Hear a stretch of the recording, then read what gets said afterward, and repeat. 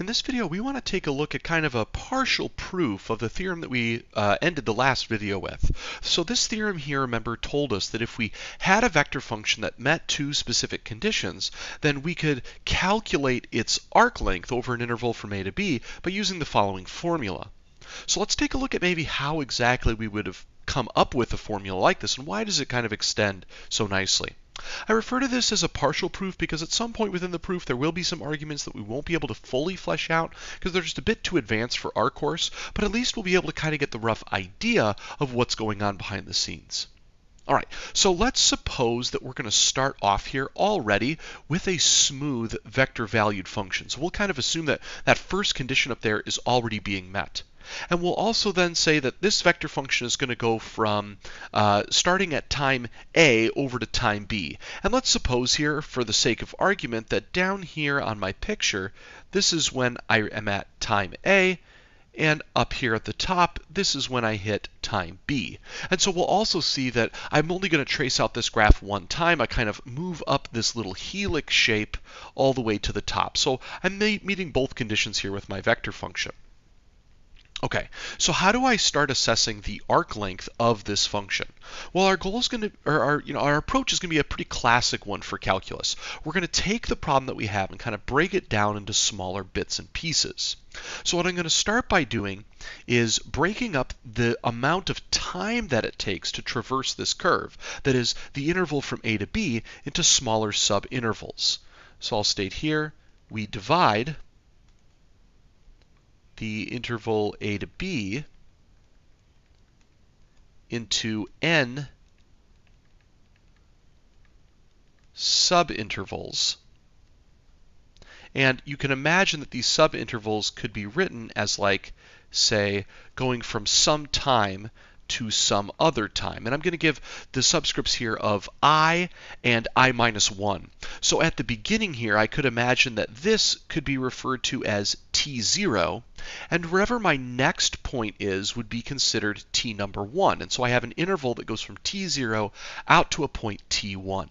And then I have t1 to t2 and t2 to t3 and all the way until I get to this very last value up here. Now, we'll assume that these intervals are of equal length. Notice this doesn't necessarily mean equal length along the curve, but it does mean an equal amount of time has transpired. Okay? And we'll call this equal length here delta t. And then what we're going to do is connect these endpoints. So I'll say we then connect the endpoints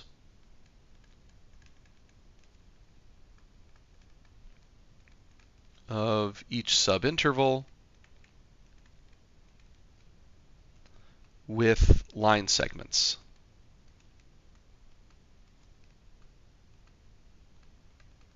Okay, so if you were to go ahead and imagine what this looks like, that means I'm going from each individual spot and I'm drawing out a line to connect them. And I go from this point to the next point and so on and so forth. And if you look down here at this next picture, you can see that I've kind of done that, right? I've moved from one point to another, then I move to another and another and another. And these red lines that are on the curve are in some way approximating the length of different portions of the curve. So like this first red line is not the same length as this arc part, but it's kind of close. It serves as a way to approximate that length. And the reason that we're going to do this is kind of twofold. First, it's much easier to measure the length of a straight line out in 3 space than it is this curve. But also, if I can use the idea of one of the main ideas of calculus, which is limits, I might be able to kind of improve my approximation over time. So let's take a look here at what exactly we're going to do. I'm going to go ahead and measure the length of any one of these line segments by really just creating a vector between the endpoints. And I'm going to call that vector r sub I. So notice that would mean that in the first interval that I have, where I go from t0 to t1, I'm going to refer to that vector that I'm going to create there as r1. Okay, so that's vector r number 1. And I could easily calculate its magnitude. Okay, calculating the magnitude here would be super easy. I'll say that this is going to be length number I, and I grab the norm of R1 or Ri for this, and all I really have to do is take the square root and then if I had the components of this vector, like if I knew what these components were, grabbing the length would be super easy.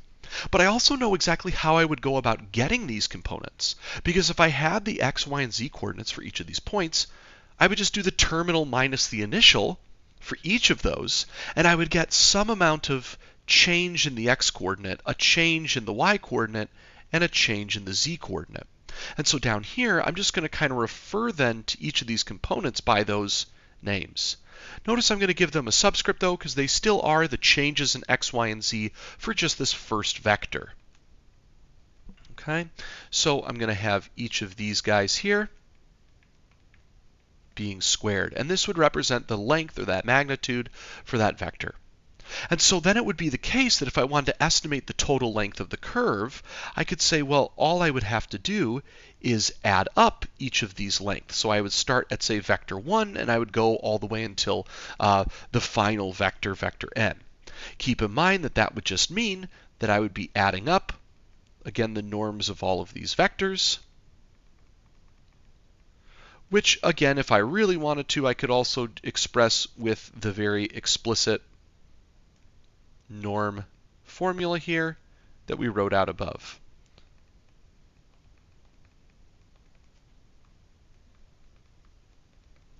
Okay.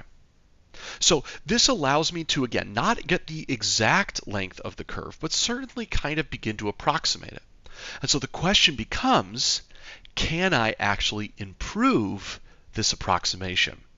And it actually will become easy to improve this approximation if I imagine that I do kind of like the classic move of calculus, which would be, well, how about you put more subintervals in here? What if I made the red line segments shorter because instead of putting, like 8 or 10 points in here, what if I put like 8 or 10 billion points in here? And each line segment is so small that its length is going to begin to approach the actual length of the curve that it's attempting to approximate. Now, technically, there's a little bit more work to do here to fully show this. And this is kind of why I refer to this as a partial proof, because I state here that it would really require a more complicated argument with the fundamental theorem of calculus and the mean value theorem. And with that, we could actually establish that there's a way to rewrite this norm of the vector that we've computed. So we had it as the square root of all the components being squared and added together. And it's possible to rewrite this as the following. Notice here that what I'm doing is I'm kind of replacing now each of those delta x, delta y, and delta z with a derivative being evaluated at the point ti.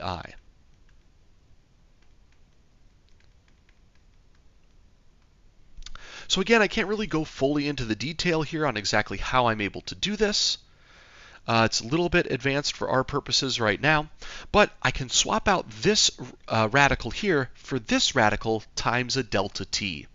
And this becomes really important because then that allows me to update my arc length calculation.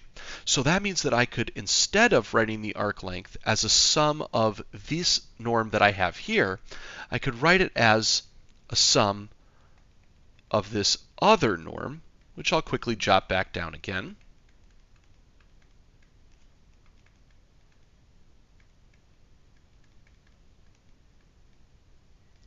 And this multiplied by delta t.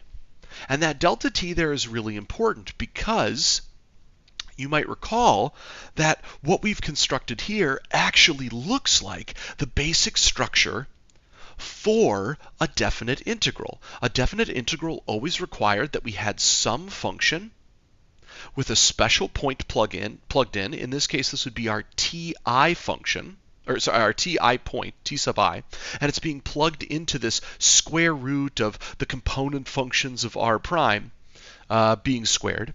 And then it also had to have that some like delta x, or in our case here, delta t. And so what we can actually do now is then begin to say that we would suspect that as n approaches infinity, the approximation improves. And so this is then where we actually get that we could say that the length would then be represented by the limit as n approaches infinity of this particular sum. And again, I should note that this sum here, and what we're taking the sum of, that is this giant radical, again just happens to be the norm of my r prime vector. And so that means that I can actually go ahead and re-express this as an integral from a to b of my x prime of t squared, my y prime of t squared, plus my z prime of t squared dt. Or of course, if I wanted to, I could just write that as norm of r prime of t. So this kind of gives us at least a loose idea of where exactly this formula is coming from. And in the later videos, we're going to start to take a look at various examples of how I could actually use this to measure the arc length on various different functions.